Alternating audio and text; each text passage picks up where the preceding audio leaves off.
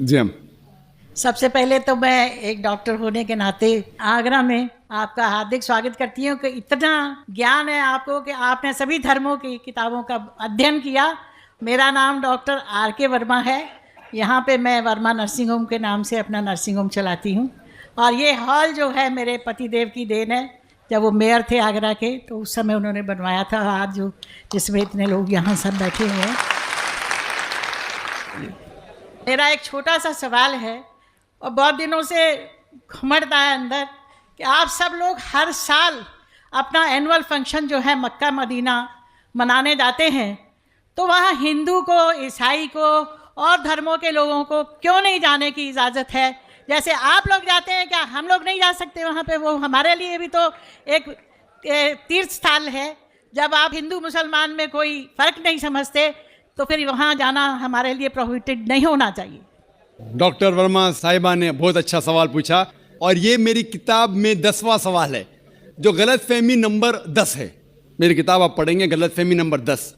और डॉक्टर साहिबा ने बहुत सही फरमाया कि अगर हम आलमी भाईचारे में मानते हैं तो सिर्फ मुसलमान को क्यों इजाज़त है मक्का और मदीना में जाने की, गैर मुस्लिम हिंदू और सिख और ईसाई को क्यों इजाज़त नहीं है? बहुत अहम सवाल। इसका जवाब है कि हर देश के अपने अपने रूल्स और रेगुलेशन होते हैं।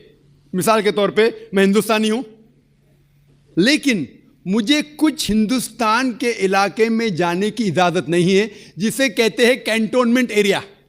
सिर्फ मिलिट्री के लोग, सिर्फ वो लोग जो देश की हिफाजत में लगे हुए हैं, वो लोग वो कैंटोनमेंट एरिया में जा सकते।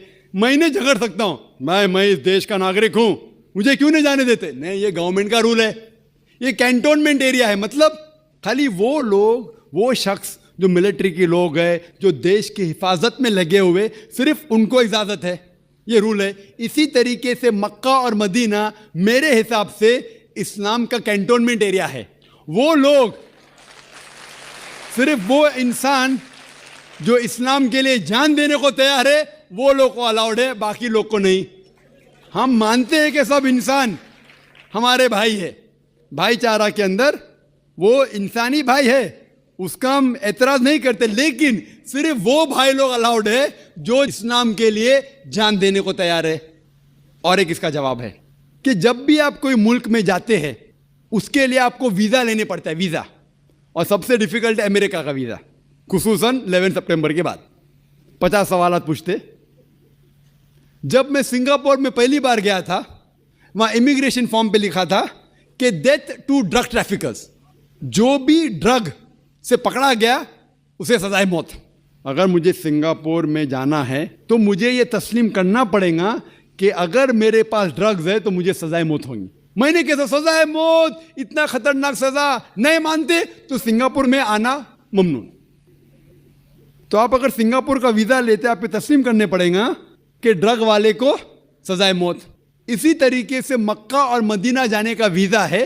आप सिर्फ अपने ज़बान से कहो ला इलाहा इल्लल्लाह मुहम्मद रसूलुल्लाह।